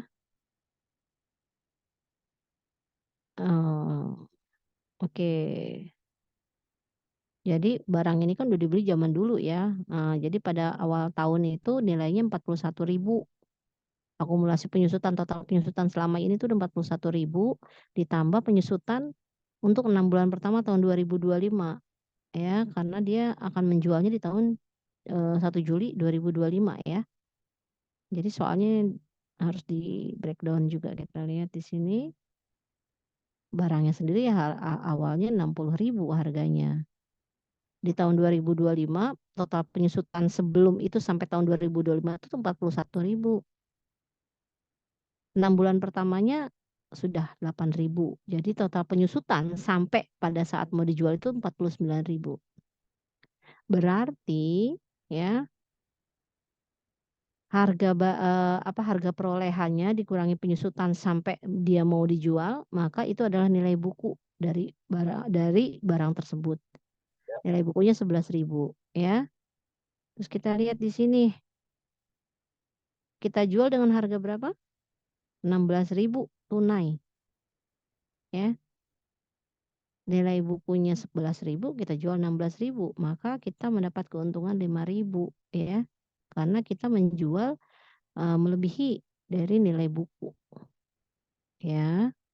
Nah, ini nilainya, jurnalnya apa? Kita lihat di sini ya. Equipmentnya nilainya 60.000 rupiah. 60.000 rupiah, 60.000 euro. Ya. Akumulasi depresiasinya 49.000 ya. Uang yang kita terima adalah 16.000 dan kita mengakui adanya untung sebesar 5.000. Jadi nilainya seimbang ya. Nilai equipmentnya 60.000 dan kita mengakui adanya keuntungan 5.000. Didapat dari mana? Karena kita mempunyai uang 16.000 dan kita sudah menyusutkan sebesar 49.000. Kita punya uang di tangan 16.000, kita sudah mengakui penyusutan barang tersebut sebesar 49.000. Lawannya angka barang tersebut kita hilangkan atau kita hapuskan ditambah keuntungan 5.000. Ya. Oke. Kita lihat di sini penjualan plan aset tapi kondisinya loss. Tadi kan kondisinya untung ya, gain. Sekarang kita mengalami kondisi yang sebaliknya, yaitu mengalami kerugian. Asumsikan bahwa daripada dia menjualnya senilai 16.000, ternyata dia hanya menjualnya senilai Rp9.000, €9.000. Jadi tadi dia punya barang tadinya nilainya 60.000, sudah disusutkan bertahun-tahun sebesar 49.000, ya. Ya. Nah, nilai buku pada saat dijual, ya, itu ternyata tinggal 11.000, ya. Kita jualnya 9.000. Nilai buku kita 11.000, kita jual 9.000. Berarti kita mengalami kerugian €2.000, ya. Kita lihat jurnalnya, kalau rugi ya diakui juga, ya. Oke, kita lihat di sini.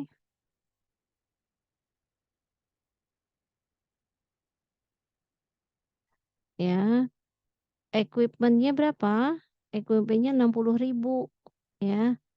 Kita terima uang cash-nya 9.000, kita mengakui akumulasi depresiasinya 49.000, kita juga harus mengakui adanya rugi 2.000, ya. 499 tambah 2, ininya 60.000, nilai barang kita 60.000. Jadi inilah jurnal yang diakui pada saat kita rugi. Ya. Oke.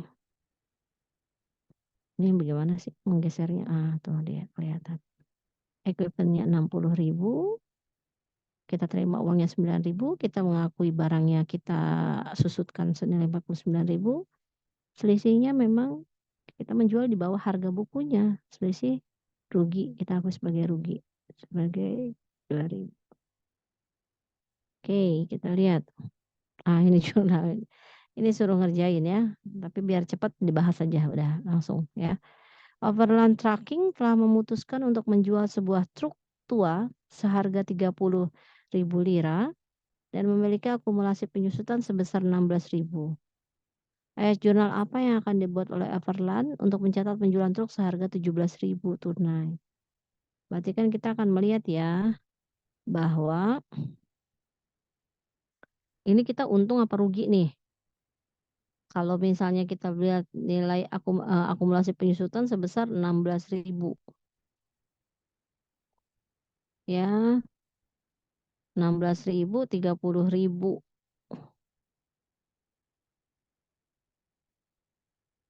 Berarti kan kita sisanya berapa tuh? 17.000 dikurang 30.000, akhirnya 17.000. Bukan 17.000, bukan itu penjualannya ya. 30.000 dikurang 16.000, itu nilai bukunya berapa? 14.000. Ya, 14.000, tapi dijual 17.000. Berarti kan dia untung ya. Untung 3.000. Nah, berarti kita mengakui adanya untung. Adanya untung itu akan mengkredit, ya. Jadi di sini ada nilai peralatannya 30.000, ya. Kita sudah mengakui aset tersebut depresiasinya 16.000, kita dapat uang 17.000. 30.000 sama 16.000, 17.000 kelebihan di sini, kelebihan dari nilai barangnya. Berarti kita akui sebagai keuntungan 3.000, ya. Oke, kita lihat lagi di sini, analisis rugi. Ya. Overland truck ya sama kurang lebih, tapi dia jualnya 10.000, ya. Udah jelas-jelas harganya 14.000 nilai bukunya, dijual 10.000, berarti ada rugi 4.000. Ya, eyalah. Sudah jelas harga truknya 30.000. Kita mengakui penyusutan sebesar 16.000, kita jual 10.000. Ini 26.000, ini 30.000, masih ada selisih. Selisihnya selisih kurang, ya, karena nilai equipment-nya segini. Berarti ini kita akui sebagai rugi. Ya, loss on disposal plan asset. Oke, kita maju ke berikutnya, ya. Bagaimana menjelaskan terkait dengan sumber daya alam dan harta tak berwujud, ya, aset tak berwujud bukan harta, aset tak berwujud, ya. Oke, kita lihat. Sumber daya alam itu biasanya kita sebut dengan penyusutannya namanya depresi ya. Sumber daya alam itu apa sih? Sumber daya alam itu umumnya terdiri dari kayu, ya, sumber daya yang diekstraksi dari tanah seperti minyak, gas, mineral, ya. Jadi biasanya itu memang berasal dari alam ya, diekstraksi dulu atau apa ya, melalui pengolahan terus kita dapat gitu ya. Nah, kemudian biaya adalah harga yang diperlukan untuk memperoleh sumber daya dan persiapannya untuk penggunaan yang dimasukkan. Jadi kalau kita ngomongin sumber daya alam itu beda ya karakteristiknya ya dengan aset pada umumnya. Kalau aset pada umumnya kita beli biasanya ya udah wujud gitu, udah ada gitu ya. Tapi kalau sumber daya alam ya tergantung alamnya. Kalau alamnya itu bisa memberikan kontribusi yang memang bermanfaat untuk kita, biasanya kita bisa eksploitasi. Nah, pada masa eksploitasi itulah kita juga mendapatkan manfaat, sehingga masa manfaatnya itu biasanya juga memang melebihi dari dari satu periode akuntansi, sehingga kita diharuskan melakukan penyesuaian, ya, penyesuaian secara berkala, yaitu kita namakan dengan depletion, ya, itu ya. Ini terkait dengan sumber daya alam, ya. Kalau tadi kita ngomongin aset secara umum, kalau ini kita ngomongin natural resources ya atau sumber daya alam. Oke. Depletion ini adalah kita mengalokasikan biaya ke beban. Jadi kita mengalokasikan biaya pengolahan sumber daya alam itu yang kita lakukan tuh biasanya gede ya. Kalau kita mau eksplorasi sumber daya alam itu nggak kaleng-kaleng uangnya, pasti besar. Nah, expense yang besar tersebut kita akan alokasikan ya secara rasional dan sistematis selama masa manfaat dari sumber daya alam tersebut. Jadi kita bisa mengeksplor berapa lama, ya kita alokasikan secara berkala, ya. Oke, kita lihat di sini. Perusahaan umumnya menggunakan metode unit activity. Artinya seberapa besar aktivitasnya dia, itulah yang dia akan dipakai untuk menghitung ya. Nah, depresi umumnya merupakan fungsi dari unit yang diekstraksi. Kita lihat contohnya, ya. Lin Coal Company menginvestasikan 50 juta Hong Kong dolar pada sebuah tambang yang diperkirakan memiliki 10 juta ton batu bara dan tidak memiliki nilai sisa. Hitunglah biaya depresi per unit, ya. Oke, di sini kita lihat, ya. Untuk menghitung depletion cost per unit adalah total cost semua biaya yang kita keluarkan dikurangi nilai sisanya yang kita harapkan pada akhir masa eksploitasi atau masa ekonomis dari sumber daya alam tersebut dibagi dengan total estimated units available, ya. Oke, kita lihat di sini jadinya 50 juta pengeluarannya, nggak punya residual value, nggak ada pengurangnya, dibagikan dengan estimatednya nih, memiliki 10 juta ton batu bara, estimasinya dia punya 10 juta. Jadi dia, biaya depresinya 500 per ton ya? Entar dulu. Oke, 500 per ton. Oke, kita lihat di sini. Jurnal entry-nya apa? Ya, di sini ada 5.000 biaya biaya depresi per tonnya adalah 5 kali 250.000. Karena ada ininya nih, 250.000 ton batu bara tahun pertama nih, tahun pertama ya, nih baca soalnya dulu. Land Company menginvestasikan 50 juta untuk sebuah tambang, ini udah nilai sisa. Nah, ini pada tahun pertama Land mengekstraksi dan menjual 250.000 ton batu bara. Ya. Land menghitung depresi sebagai berikut. Ya, 50 juta dibagi 10.000 sampai dengan ini 5 ini yang tadinya biaya depresi per tahun. Ya.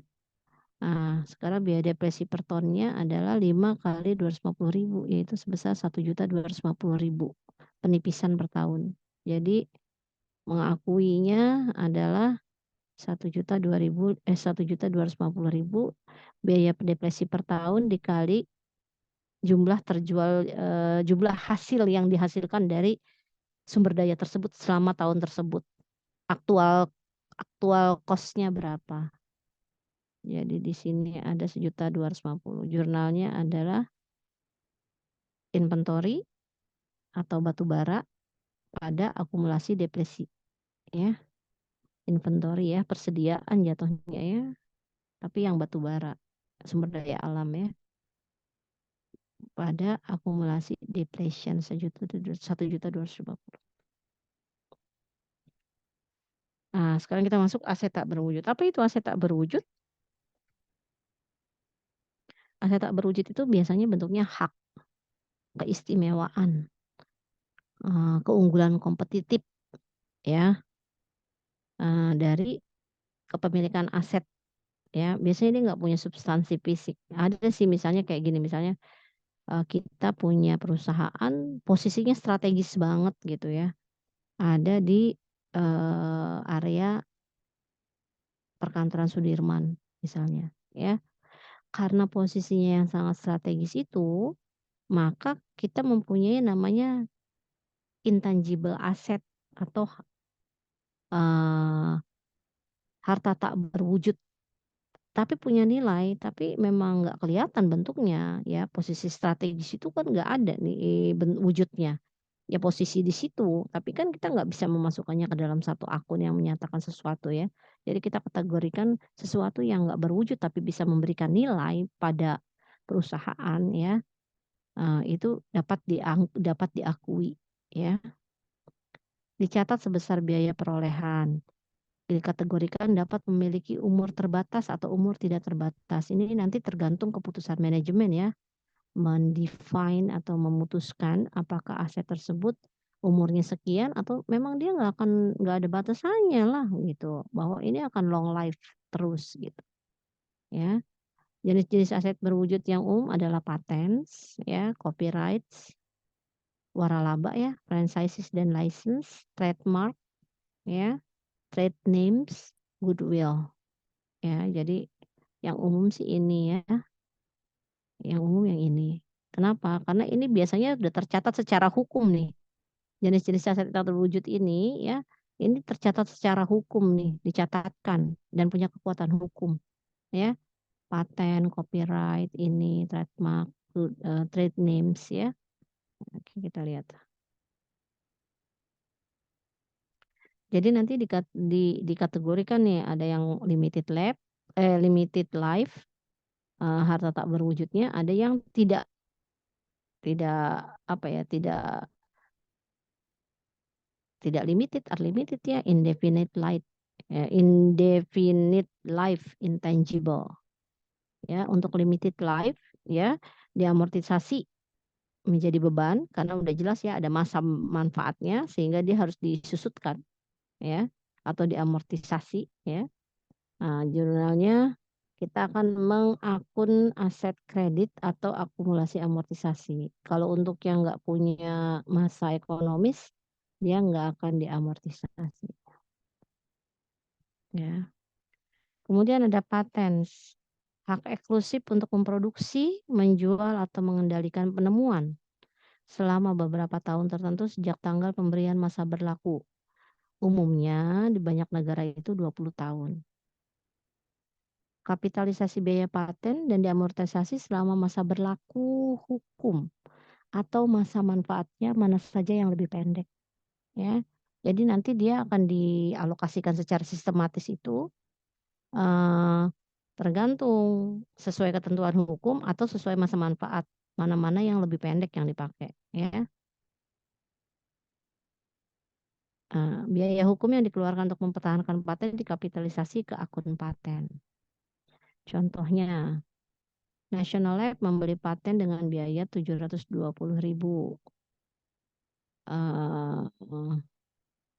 Nasional mengestimasi manfaat selama 8 tahun.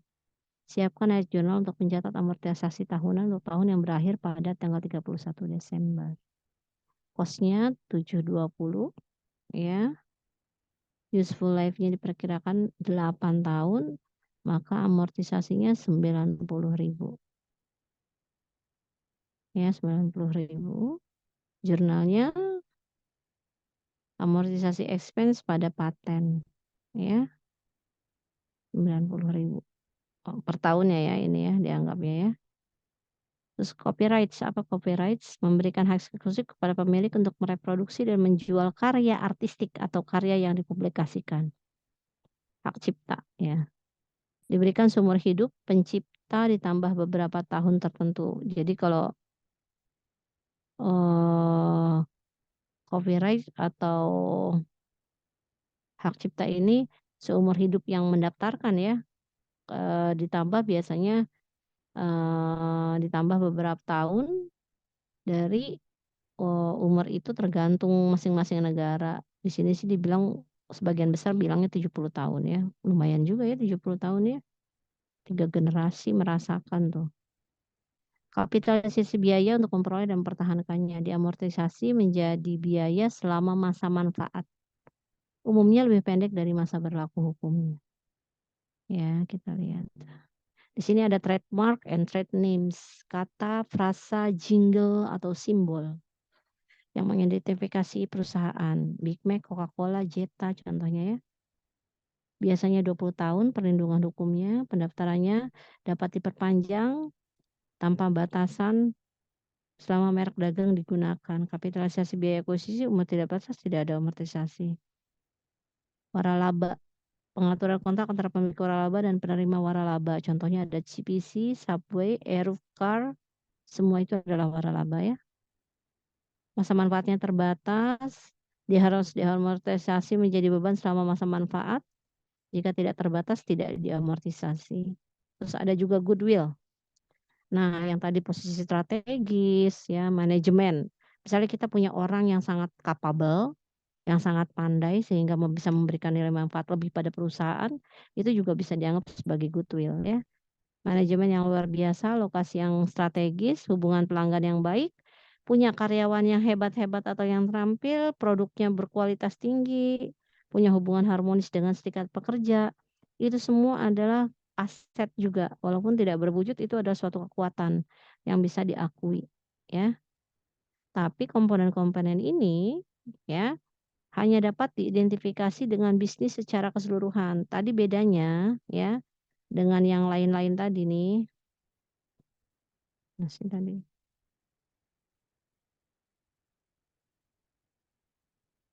Nah, nih, selain goodwill itu 2, 3, 4, 5. 5 dari 6 ini semua ini punya kekuatan hukum dan didaftarkan secara resmi, ya. Nah, kalau yang si goodwill, kita lihat. Goodwill itu bentuknya apa sih? Manajemen luar biasa, lokasi yang diinginkan, hubungan yang baik, hubungan harmonis, ya. Ini nggak bisa didaftarkan secara hukum ya. Dia hanya dapat dinilai atau diidentifikasi kalau kita melihat bisnis ini secara keseluruhan, ya. Dan hanya dicatat jika seluruh bisnis dibeli, ya. Jadi goodwill ini akan dicatat sebagai selisih lebih harga beli atas nilai wajar aset bersih yang diperoleh. Jadi kalau misalnya kita beli harganya eh, kita beli misalnya harganya 10 juta. Tapi sebenarnya pasarannya ini bisa 20 juta loh. Kenapa? Karena ini posisinya strategis banget misalnya.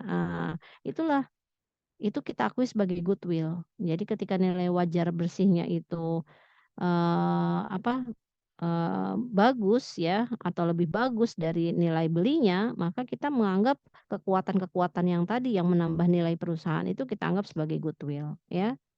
Ya dia tidak diamortisasi. Ya, terus ada biaya pengembangan. Ya, riset dan pengembangan. Ya, biaya-biaya ini bisa jadi bagaimana kita mendapatkan paten, kita kan juga biasanya harus mengeluarkan biaya-biaya ya, biaya penelitian pada saat terjadinya, biaya pengembangan, biaya kelayakan, segala macam untuk mengembangkan perusahaan bisa masuk ke dalam akun R&D expense-nya. Oke, sekarang kita lihat ada contoh soal. Di manakah Statement ini yang salah, mana statement ini yang salah? Jika aset tak berwujud memiliki umur terbatas, aset tersebut harus diamortisasi. Periode amortisasi aset terwujud dapat melebihi 20 tahun. Goodwill dicatat hanya pada saat bisnis dibeli, biaya pengembangan selalu dibebankan pada saat terjadinya. Ini B ya.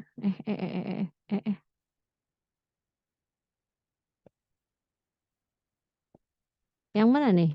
Yang salah yang mana? Kan ini suruh cari yang salah ya.